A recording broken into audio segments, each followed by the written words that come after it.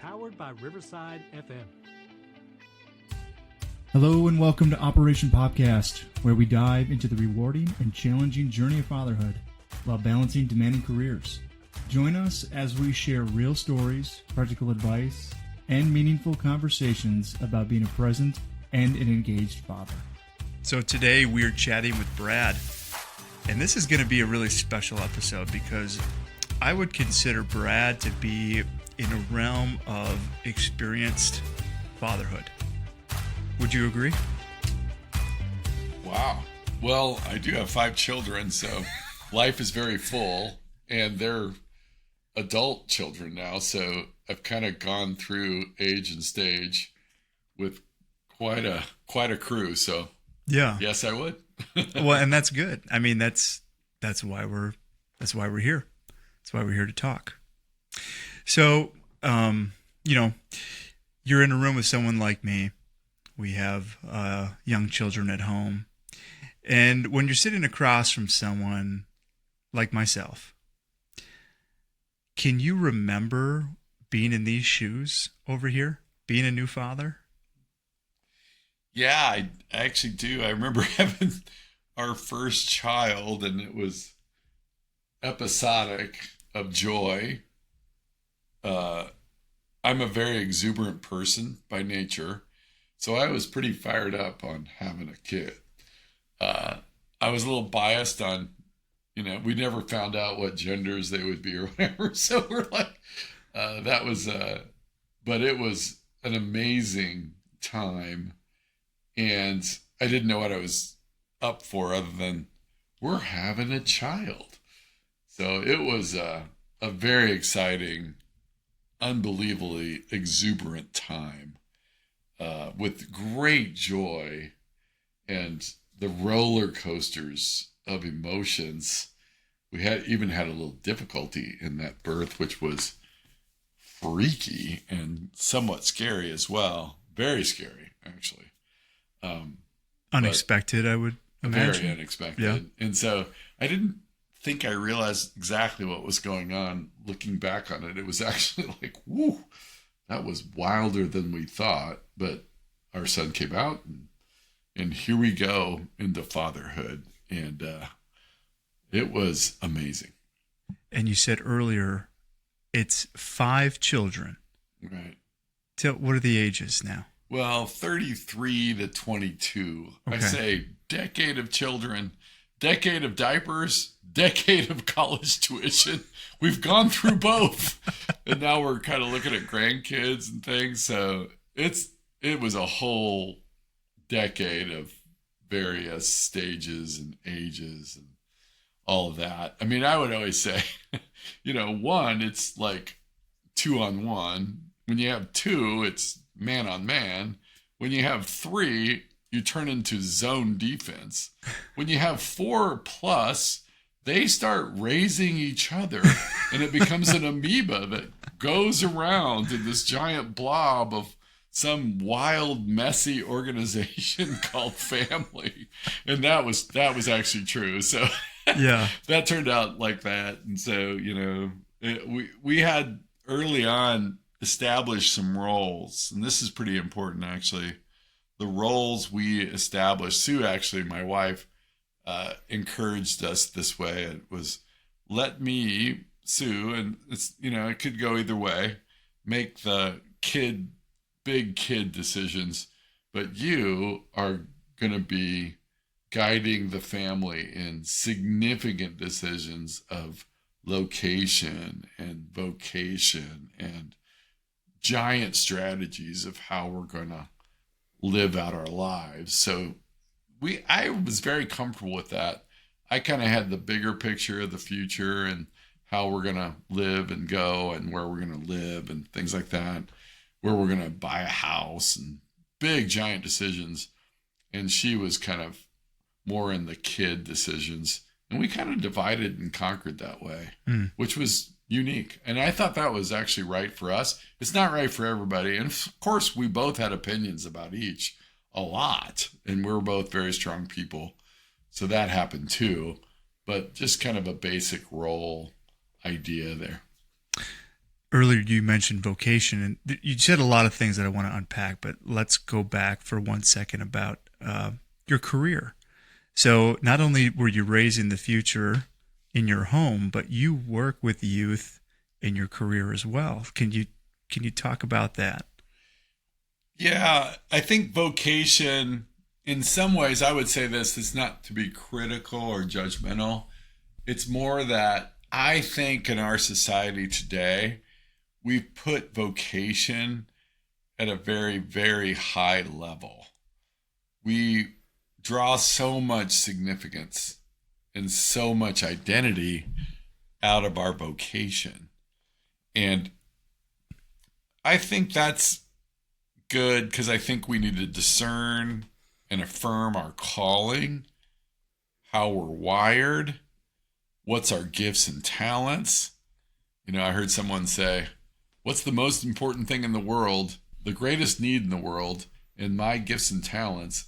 And where those two things fit together, that's probably where you should be working in your life. And yet, I think vocationally, it can be so big and so meaningful or so destructive. How much, corporate ladders we're climbing, how much money we're making, what's the most strategic for our attention or how we're trying to live life. And I think that could be out of place sometimes. Work is given to us, and work is work. By the sweat of our brow, by the blood of our hands. I mean, sometimes work is just hard. And it's just a given. We are given this work, and it's good for us. As it says in the good book, we live by the work of our hands, and that we would be blessed by the work of our hands, and our vocation hopefully would be in the right spot, in the right space, in the order. And so that's the way I would think about it now. I don't think I thought about it then. I think I was very driven, very vocationally meaningful, always aspiring to the next, the growth, the new opportunities. And I think sometimes we lose our presence. Being in the present moment, we get so focused on vocation and we miss the opportunities of the most important things, our family, their activities, great things that they're doing, and we get unpresent. Wisdom learned through time and experience. Right. How would you explain that wisdom to the demographic you work with primarily, which are the youth of the area? Would you describe that the same way? Yeah, I think young people, well, I would really think this way, and I think this is probably more in child rearing. I think a lot of parents these days, honestly, this is, again, not judgmental or critical. It's just, I think we do a lot of insulating of our kids. We build this bubble around them. And honestly, we grow more through our painful, challenging struggles than we do by just living and progressing and evolving through life. The hard stuff, the storms, the difficulties at any age actually form us more than the good stuff or the benefits or the blessings. And I think we spend a lot of time insulating our kids from difficult, hard, challenging things. And I think that stunts their growth. I think it stunts their development. I honestly think that submitting them to difficult, challenging things, not created but man, life is hard. And you have to figure out how to go through this painful time in order to grow. And I think if you take that away from kids or insulate them, it stunts their development. It's an interesting way to think about it, but I can give you some examples of yes, how I please thought do. about that. Our kids, there was a lot of values that we grew up with. One was pretty significant adventures. We'd always go to the Boundary Waters and bring stories back of us surviving storms and winds and challenges and bears. Just crazy. Just, oh, hey, Mom, it's great. We came back alive. But that was, facing those things and those challenges in the wild was a very important. And my kids are so funny today. They just, hey, Dad, let's go paddleboard around this lake all together and just go out into the wilderness. Let's take this trail. Let's go hiking. Let's go bike 27 miles, And they're just dragging us to these adventurous things. And I'm just smiling. I don't have the energy like I used to, but my kids love to live life outdoors, adventure oriented. And I just think it's built character, made them somehow stronger, and also facing social and cultural and significant challenges, to have them, not us go mitigate it, not us helicopter parent it, but you got to go figure this out with these people, and it's conflicted and it's tough, and you're going to have to fight a little bit to make it through, how to get to peace on the other side of that. And I think that's called growing up. That's called adulting or living life.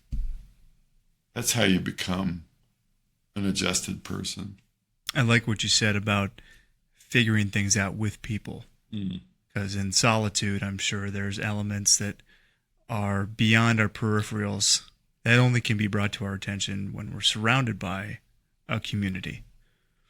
As you were describing the adventure, it makes me think of a book I read long ago, Wild at Heart, John Eldridge, which I've heard people say it's targeted more towards boys. And maybe I would agree, I could see that lens. But as you describe it, it seems adventure is a gender-neutral activity. Boys and girls, they crave adventure, especially with their parents. Yeah, I think kids are desiring, and it doesn't matter the gender, to be honest with you. I would take my girls on significant adventures as well as my boys. They might not think it was equal, but it was similar. But I would think also that, life isn't that new. We were talking about this a little bit before, but we try to figure everything out on ourselves, by ourselves. And isolation and figuring out things by yourself is part of the process. But like a book, like you just mentioned, some wisdom from the outside that's teaching you how to parent or to live. Brian, life is not that new. People have been living life for thousands of years.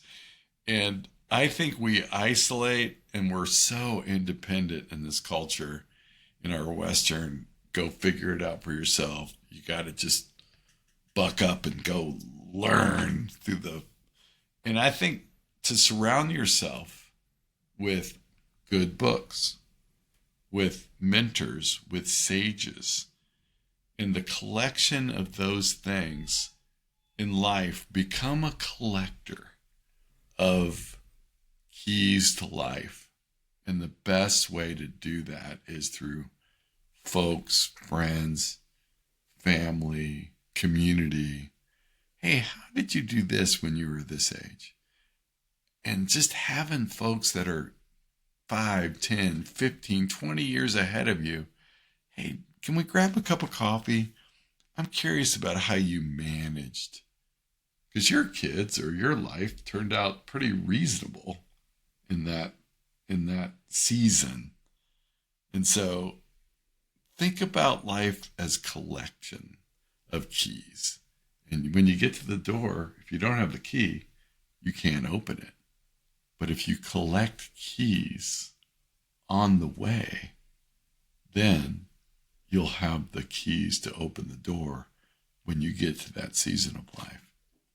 Was this search for wisdom something you adopted as a new father early in your career, or was it kind of something acquired over time and pain, as you say, the best learner? Yeah, I think I grew up a little bit more adolescent and 20s. Buck up and go figure it out by yourself. I think that at some point I understood that exact axiom of life is not that new, and to go therefore and seek. Because honestly, Brian, we are a collection of relationships. We are a collection of community. And honestly, those people that you surround yourself with or that you spend time with actually makes more difference in your life than yourself. If you're just by yourself and figuring everything out by yourself, you'll be X. Likewise, if you have a cast of characters in your life that are dragging you down or not progressing, that sum total of your community, that also will have that same effect on you. They might, could, should drag you down. But if you surround yourself with folks that are growing, that are progressive, that are wise, that are making really great decisions about vocation or family or life or community, that cloud of folks around you will pull you up and make you a way better person than you would be either by yourself or with a squadron of folks that are dragging you down. Mm-hmm. So discern your relationships. Test the spirits, it says, and understand who in your life, they're either dragging you down or bringing you up. Mm. And choose those that bring you up, that give you a spark, that like, oh, it was so good to meet with him. I've been blessed. This will be a shout out to those of dear, dear friends, comrades, associates that have always challenged me, pulled me up, gave me wisdom. I just met with someone tonight about life, and we break down life. We're like, what's good, what's bad, what's up, what's down. And we just encourage the shnikes out of each other. And we leave there going, oh, I'm such a better person because I met with so-and-so. Instead of, wow, these people are, you either have a spark of joy with people or you have that, oh, man, they're sucking the life out of me, to be honest with you. And you know the difference. I mean, it's actually almost that clear. Are they bringing you up or sucking the life out of you? I think in mission, and there's always people that we need to serve. There's always, I call it ministry opportunities, if you will, to help someone and lift them up. It's not like in our culture of delete. It's not like you just delete everybody who's pulling you down, because we need to encourage and help and in a ministry. And yet our closer ends, are they pulling you up or are they dragging you down? Mm. And that is a discernible choice. As you describe this connection with people, I'm getting undertones of extraordinary extrovertedness. Would you describe yourself in that manner? You know, Brian, I've taken every test under the sun. The personality profile of the season. And I've taken them through the decades, you know.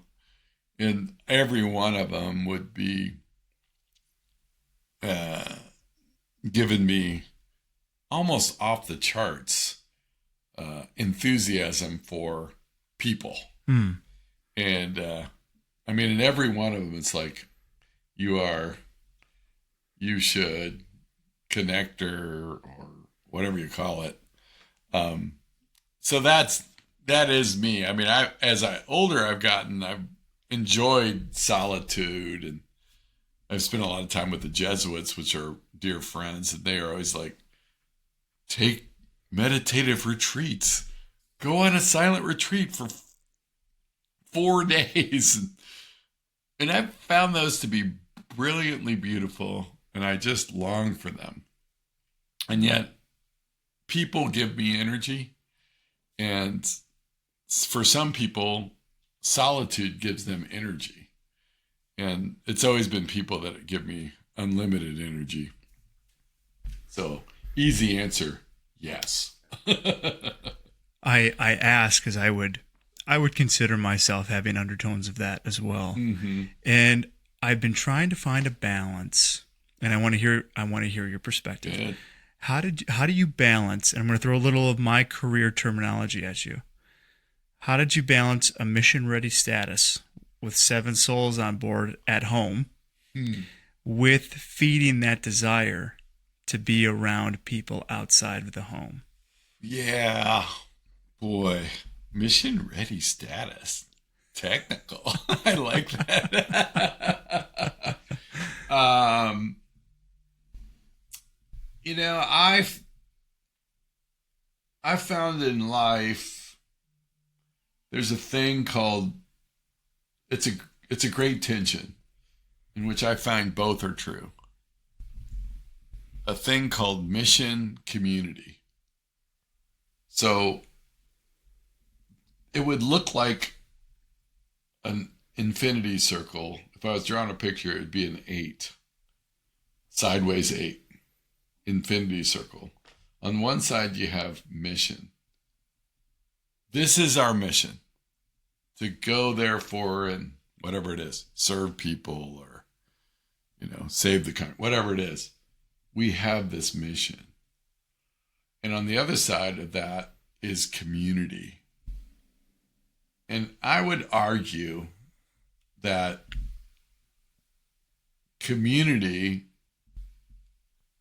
a group of like-minded folks that are loving each other well, that are in it to win it for each other, that is rich and deep community, like those spark-giving friends. And then that always drives us to the other side of the infinity circle, mission. And that community drives us to mission, and mission drives us to community. To be honest, I mean, this would be the frankness of this. Jesus didn't do it all by himself. I mean, die on the cross, all that. But he still had 5, and then 12, 5 were in there, and then 70 folks that were right around him in a community, and they went and delivered this mission. And they came back just full of joy, so excited. And they celebrated in the community, and that made them celebrate even more to go into mission. Most people try to make it either or it's black and white, or it's binary. I don't think so in this case. It's both. Both are true. There's mission and there's community. And I think you could have that in the context of a family. I think you can have that in context of life or vocation, but the richness of having a mission community. My kids told me at a time when we were all together and we had this wonderful dinner, and they said, we asked him what was the most meaningful thing about growing up a Pierce. Sorry, here's my name. And they said, well, the most meaningful thing to us is watching you, mom and dad, give yourselves to other people's kids in service. My wife's an educator. I'm in a mission for kids.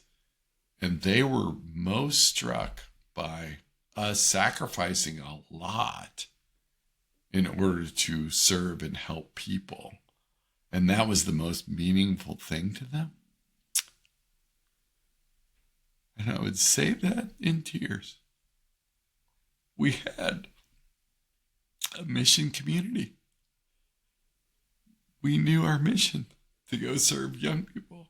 And we had this community called family. And my wife did a great job of communicating, Dad's got to go do this because to serve these people. And then we'd come together and celebrate and have dinners and do all this. Longer story, but I'll tell you that later. Anyway, woo! Sorry. How about that? Well, I love the descriptor that you had because I feel like it meets me in my mid-30s. It meets a premonition I feel I was divinely given during the COVID era, where we're all suffering, especially those that are the heavy extroverted types, the forced solitude, the submission of it all. Very similar to how you described your diagram. I always envision life as a linear circle. You have the beginning of your life and you have the end of your life, and it's one straight line. But I feel like I was shown this circle, similar to your sideways 8. Yeah. A constantly rotating circle of life. Yeah. With an isosymmetric line kind of dividing it in half. You have the lower part of the circle, you have the upper part of the circle. Upper part, that's the descriptions of the good seasons of life, the blessings, the dinners with your family that you just described. The lower part of the circle being the painful seasons. And it's constantly spinning, and our decisions either increase the radius of the circle or decrease it. Large, big decisions. Well put. I like that. And I feel like as high as your highs can be, those seasons of life cannot be maintained if it doesn't have a reciprocal foundation that it's built on. Mm-hmm. And that foundation can only be built through pain and suffering. So they, very similar to how you described it, mission and community, they build upon each other. You can't have one without the other.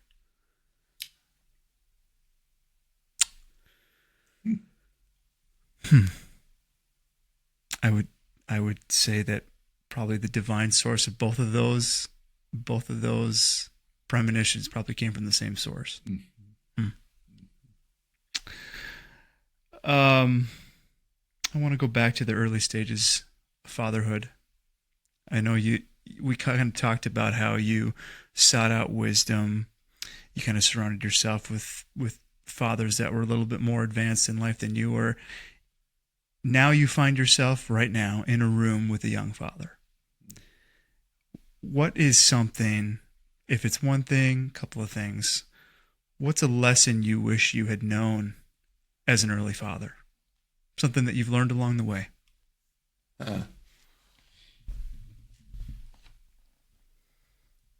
See, that's a harder question, a little unique in the sense that I think there was time, I think more so as young couple and your first kid or two.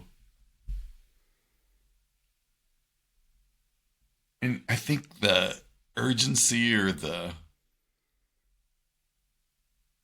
some compulsion to just do it right.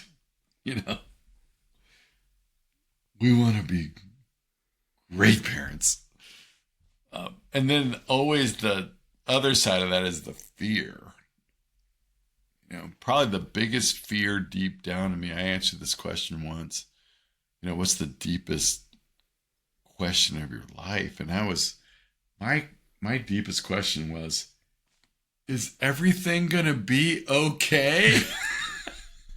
And for real, like, wow, this is scary.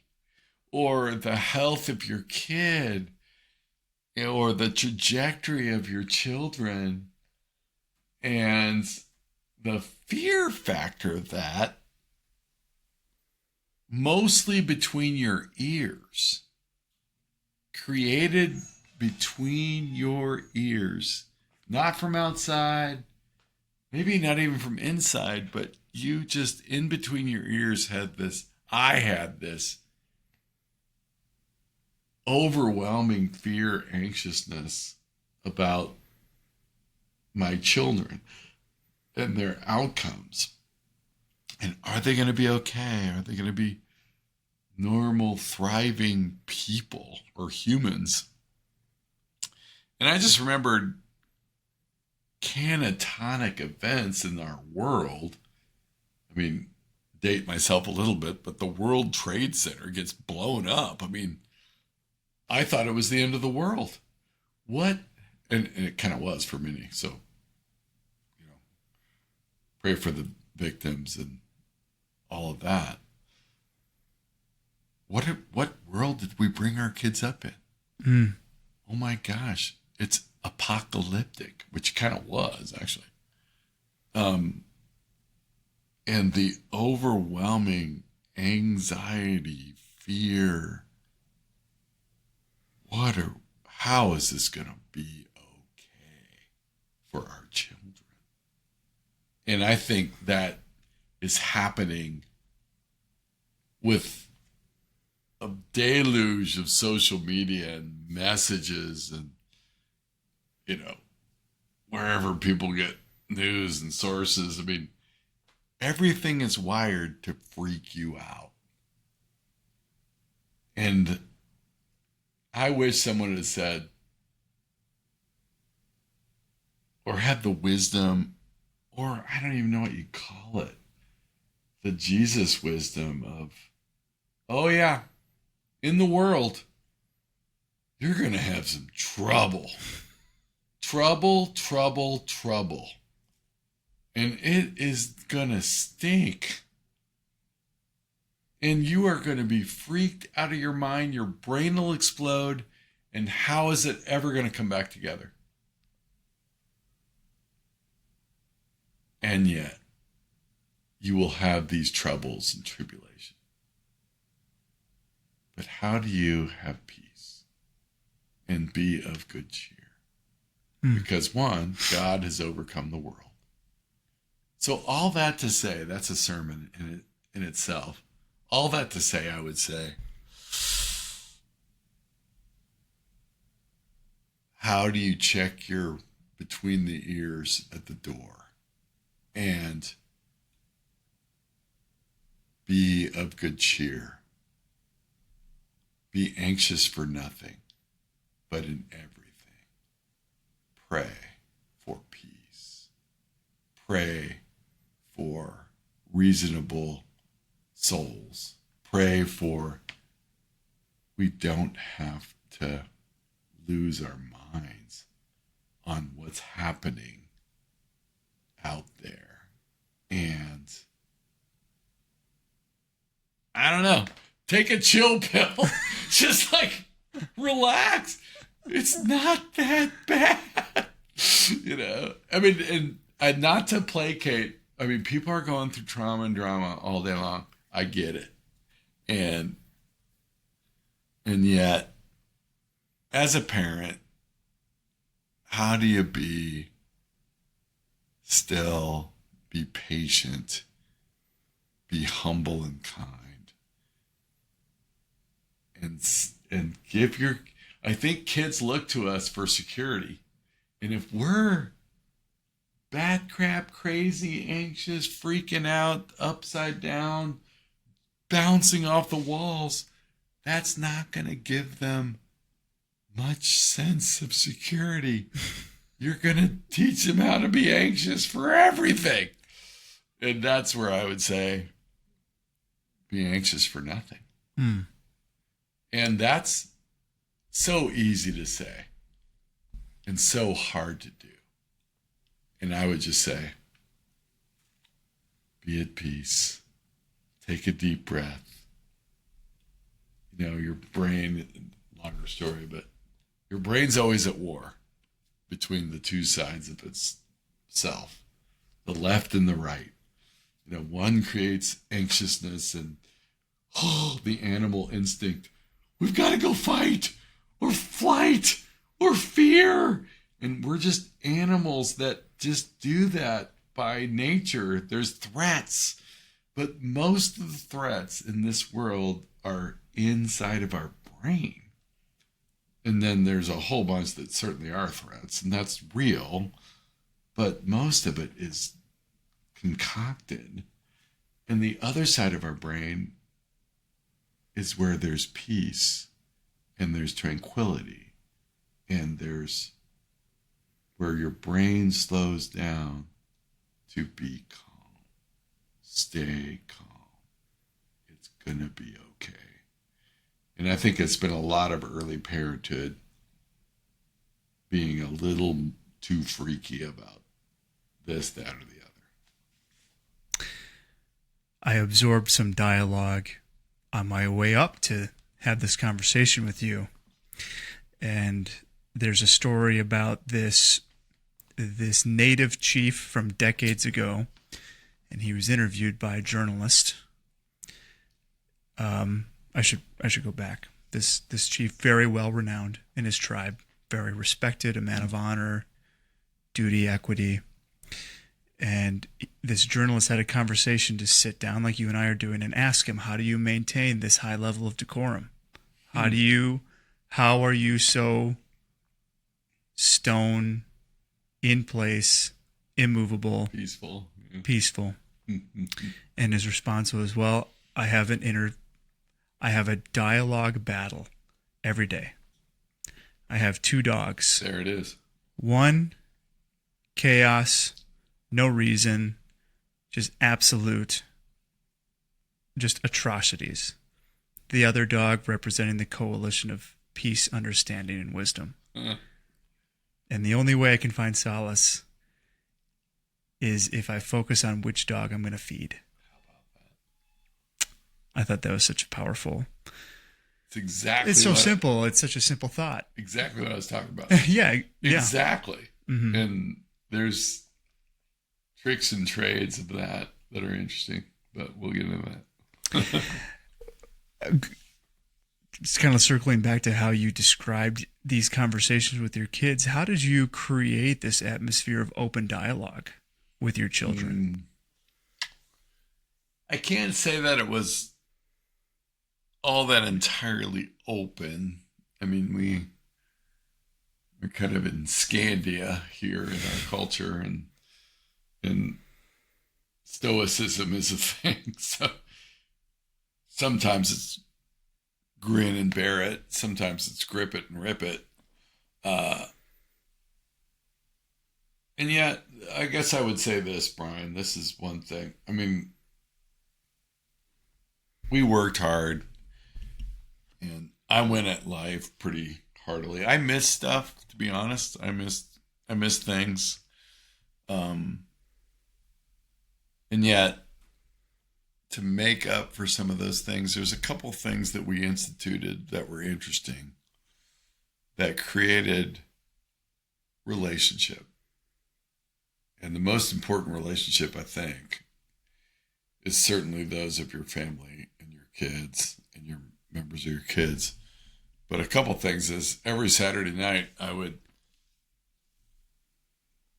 concoct some sort of food, and I would cook this extraordinary meal on Saturday night.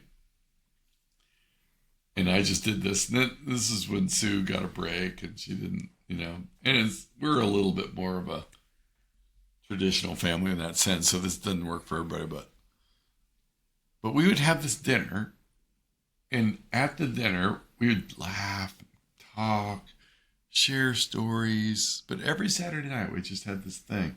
together. And but I'd always have what I called the cabin time question, which is a trick that we've had in what we do. And so I did it the other night. And with my adult children, I have a cabin time question for you. And they're like, oh, good. What is it? And, is that their response 100% of the time? Oh, yeah. Oh, good. No, is it really? the most part. But sometimes they'd be like, ah. I mean, when they got to certain stages. But we would have a question about life or about hopefulness or about, and they would always just engage. They love to be asked these questions. They love to share. And the stuff we learned from each other and the stories that they would tell and the responses to these questions were fun and hysterical, but at the same time, uber meaningful. And so much so that the family now has digested this, and now they come up with their own. I have a cabin time question. I have a cabin time question. And I'm like, let's go, which is really so encouraging. So really, life is not what you know. It's actually the intelligent questions that you ask. Actually makes the most difference. Like you're doing right now. Good job. Is this something you just organically came up with? Something from work that you carried into home? Kind of both, but it was, I truly invented it. I mean, to be honest, I'll take credit because I did invent that. I invented the Saturday night dinners, and I invented, let's have a rambunctious discussion on life and the progress of life. And they just loved it. I mean, there were stages where they're like, oh my gosh, Dad, really? Which is fine. Yeah. But now as your kids grow older, I got more about that I'd like to make sure we hit as far as the process of raising kids. Should I do that? I should do it right now or forget it. Do it. So, Stephen Covey said this. I love this part of his book. And he said, our kids, they start very dependent. Think about it. Their food. I don't have to think about it. I'm in the season. You're right there. It's like, I want food now. They're so dependent for every single thing of their life. Sleep, food, diapers, everything. They're so... Sometimes 6 times a night. Ultimately, yeah. Okay. Ultimately dependent. There it is. So hey, good news is they grow out of that, and then they grow past that into adolescence, and they grow extremely independent. In fact, you don't even know what you're talking about, Dad. Go away, which is like, oh, or you don't have any influence. They're out doing, life. And I think that's part of it. We should let them as enough free to be as independent. And I think people make mistakes to try to keep them dependent on them way too long. And I think we always just had this slow open-handedness. And we had banks, and they had to live within the household banks. But at the same time, we wanted them to become independent, that they would be free to make decisions as aspiring adults. And so it's dependence to independence, and then from independence to interdependence. And interdependence is the ultimate goal, that our kids, and I would say not to be our best friends, because I don't need my kids to be my best friends. It's kind of gross, actually. But to be really good friends, that's interdependence. And they grow to be adults who respect and love being around and with you. And yet they're adults that are thriving into adulthood. And so that, to me, is a great, and you said something about linear. It's kind of a linear thing. Dependence, independence, interdependence, where they become adults and reasonable friends. And I think that's when you known you've succeeded in your parenthood. That sounds like a perfected formula for emotional openness, which is one of the questions I sent you to prepare for this, is how do you cultivate emotional openness with your kids? And I feel like that's a perfect picture of how to do it. Yeah. I mean, it's a lot of trust and certainly uber mistakes and, tragic difficulties sometimes. But it probably boils down to trust. It's all probably boils down to that in every relationship. Is they trust you to be a parent, we trust you to be kids, and let's trust each other to live within our roles of how to evolve, grow, and honestly to get to thrival. We want our children to thrive, not just survive, because survival is tough and that's just brutal. But from survival to thrival is a progression that you would hope for. And it is so difficult and so challenging.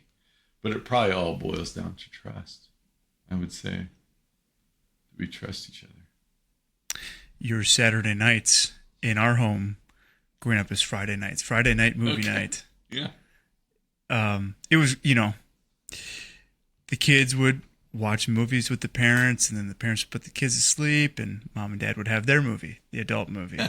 And me being the oldest of 5, I was the first to step foot in that ring of not only did I get to watch the kid movie with my siblings, but I would kind of wander off as they would get the little ones down for bedtime, and then I'd sneak in to the adult movie. And I remember having that honor as the oldest of 5, but I think it just goes back to, it seems like quality time is the constant love language of our lives. Mm-hmm. Would you agree? 100%. I mean, quality time, adventures, shared experiences would be a quality and quantity time. But having the wherewithal to create shared experiences. Let's all go to the Badlands and hike around for a week. That would be shared experiences that they'll never forget.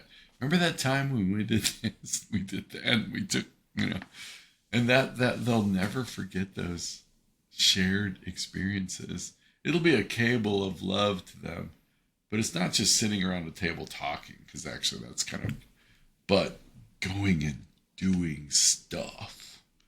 That's significant also. Shared experiences built around trust and community and communication. Very good. In the realm or the spirit of experiences, you yourself recently have gone through what I would say is a life-changing experience. Is that something you want to kind of unpack? Yeah. Easy. 4 weeks ago, I celebrated my first stroke anniversary. That's what my friends and my family called it. I had a stroke anniversary. So I had a significant stroke a year ago where I went lips down in my breakfast room. And by the way, whoever's listening to this, know the symptoms of a stroke. Brian's an EMT, so he gets it. But my wife and my daughter were EMT trained, and they said, oh my gosh, he's having a stroke. Call 911. Well, that turned out to be a brilliant miracle that has a way longer story to it. But I almost died, and medicine, miracle of prayer, family, community, and all these things that the cogs of the universe all came together.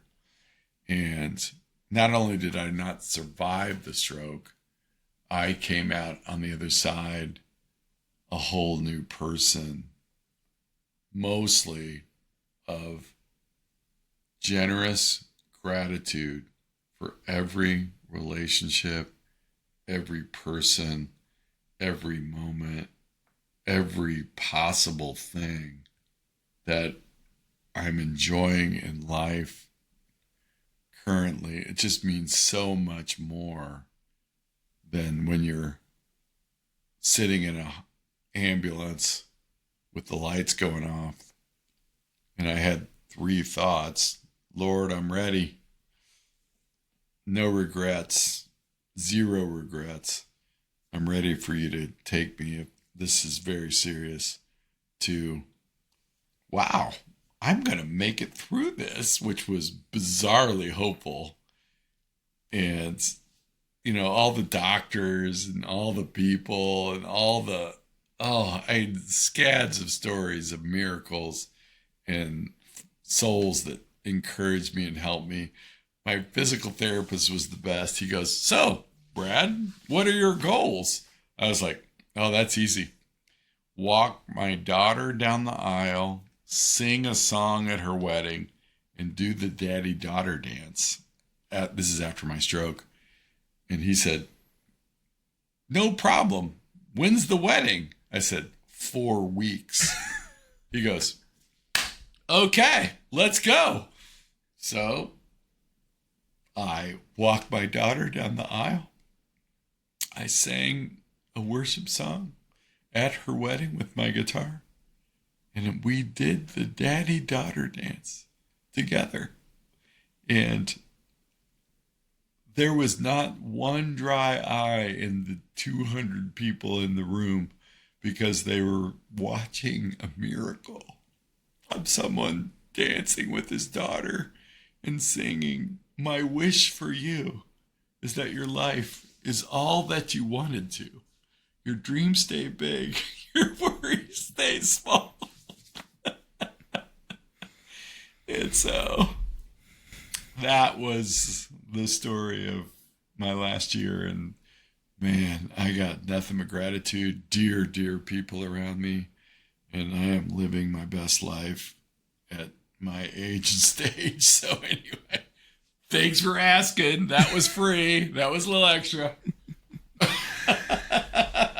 It's I remember you and I sat down and you told me about this for the first time. I remember leaving that meal thinking to myself, you know, there are a few people in my life, you being one of them, where you go through an experience like that and it changes them and brings out the best of themselves. Well, thank you. And it's so clear to me as someone who aspires to seek wisdom, aspires to seek mentorship. Those are the traits I look for. And I don't know if I told you, but one of the reasons I started this podcast, there's several reasons, but one of them being, you know, going back to what we had talked about earlier during that COVID time, that divine premonition I got, the vision, that was on the heels of a divorce I was going through. Yeah. And we've talked about that a couple of times. And in the season I'm in now, as a young father with a second on the way, I feel like I'm living a second chance.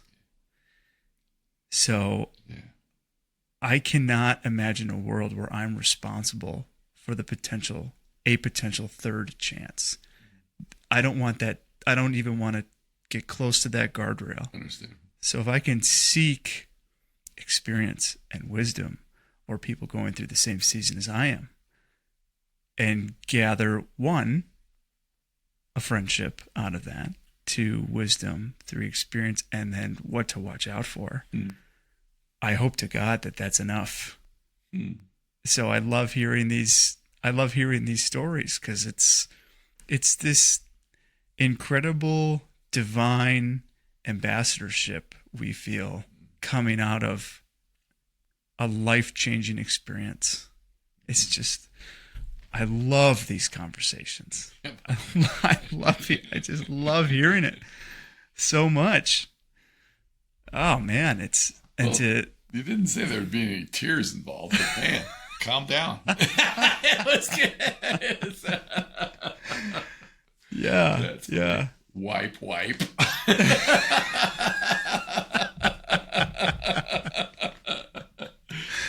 funny. Authenticity. You can't replicate it in any other way, but thank you. Wow. just to do it that way. Huh. Fun to share. Thank you. Yeah. You've been talking, I've been listening, I've shared a little bit, but something in this room continues to captivate my attention. It's this picture here on your wall. Now we've got this I have a podcast Zoom call there too. Yeah. It's got this podcast has a lot of audio but no video. Yeah. For the listeners, we're in the cubicle here. no windows, no skylight. We hear the rain. We don't see the rain. Nice lamps. Can you describe this? Yeah, it's a longer story, but I caught a lecture in downtown where we live of this guy, and this is a pretty extraordinary story, and it's so weird because I have had different interactions with this person, but this person was the only and first person ever to take a dog sled team across Antarctica and live. And so Will Steger, who's from Ely, and he is this guy that took this team across Antarctica, and this is in, dating all of us 1900s. So that sounds like a long time ago. This is back in the 1900s, but he developed these boots and so he took this picture of his team, and it was 49 below zero, and that was their experience most of the way. And he wrote this great leadership book on his experiences. And so I was so inspired by this. And then I met Will on different occasions. And so he was so inspiring. And I think the reason is this would be the ultimate adventure of putting yourself up against the most brutal of climates, not only surviving, but actually doing this. And so the things that you would learn from someone going through the most significant challenges you could ever comprehend. And so that's that picture. It's kind of funny that you would say that, but it was just so inspiring to me, because that's kind of what life is like. We're going to do the impossible. We're actually going to try the impossible. They say this can't be done.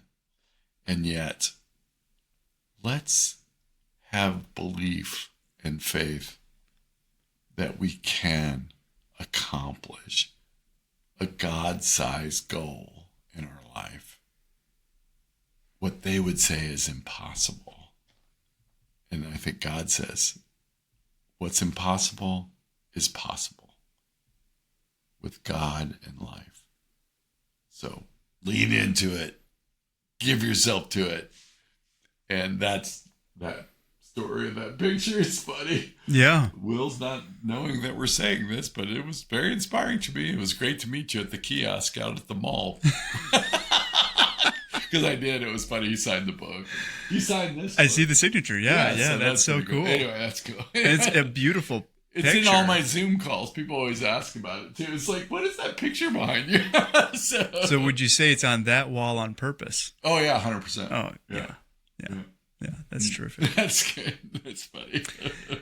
Yeah, we've talked so much about the art of surrounding ourselves with people, the extrovertedness, positive things that come from that. But it seems like in solitude, as long as you're around nature, Yeah. it's such a powerful experience. We hear so many examples of Jesus going off into solitude in the garden Wilderness. or in the mountains, in the wilderness. Yeah. I feel like it's an unsaid key. Ultimate wilderness. Right. Antarctica. Right. There's not many people around. Or things, like Yeah. living things. Zero. Yeah. Penguins. Yeah. Yeah, you can have some terrific dialogue with a penguin, I guess. That's fun. Yeah. Oh, interesting. Well, man, so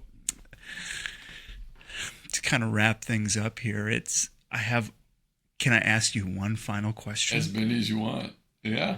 It'll be one final question for our time here, but I'm going to have a lifetime of questions outside of this. That's wow. These things flow like a river. They do. Nice. Yeah. Thank you. Yeah. A good father. Mm. Would you feel you've experienced a change in definition during your 20 plus years of being a father? Yeah. And this would be like the question of, I remember this one. It'd be more like, well, Brian, how much time do you got? Because seriously, it would be like, that would be the ultimate question. I don't think it's boiled down to performance. I think all the things we talked about were building blocks of what is a good father. How does one know that you're a good father? And it would be held in such a mystery. How would you untangle that mystery of being a good father? And I would say, I know for certain, and probably recently even, not a great father moment for whatever, that wasn't a great father moment. We always have those, looking back, and probably even more recently, it's like, oh, and yet, how would you know? And I think it goes back to that investment. There's all kinds of wealth in this world. And this recent book about the 5 essentials of wealth. And the last one is resources or money. The most important resources that you invest in is relationships, and relationships in your family. And how do you know you're a good father? Some of my kids, and it's happened more and more recently. Yeah, we used to look to mom for this, that, and the other, and we'd always go to mom. Honestly, at age and stage, they always call mom, it seems, which is funny. I'm like, what am I? Chopped liver? But that sounds deprecating because it's not. But really, the beautiful thing is, Dad, I need some advice on question mark. And let's go out. I just want to hear from you about how you managed this or that, or vocational often sometimes parenting decisions, but it was just more like the openness, the trust to have a heart-to-heart conversation on some really significant things for them. And we might look back, it's like, oh, that's easy. You should just blah, blah, blah. And it's not a fix-it thing. It's not a freak thing. It's not a fear thing. We don't want to be fix-it. We don't want to be freaking out. I think the key to being a good parent is figure out how to detach yourself from the worries and the anxieties of this world. Even Jesus said, tomorrow will have enough worries on their own. Don't worry about tomorrow. And I think the reality of the trust and the desire to hear from their parents on significant issues is a measure of trusted relationships, of valuable mission community, of those things we talked about. But here's the one thing. Oh God, it came back to me just now. Ready? Be present. Be in the present moment. Throw your phone in the closet and make your mind vacuum all the stuff that's swirling between your ears, because I would be so distracted. I would be like, I'd be there in body and not there in mind or intent, because I was out in some vocational orbit, worried or struggling through this challenge of whatever. And that made me unpresent. How does one get themselves in the present moment? I am completely available. I am completely plugged in. And here's the secret. Shut your mouth and use the 2 ears that God has given you and listen with your heart. Really listen. And even if you think you've listened enough and you want to go into fix it, fight it, freak it mode, stop. Ask another question and listen. Listen longer with your heart, and they will love you for that. I learned that a little too late in life. God, that'd be what I'd tell everybody. Be present. Don't fix it. Don't fight it. Don't freak it.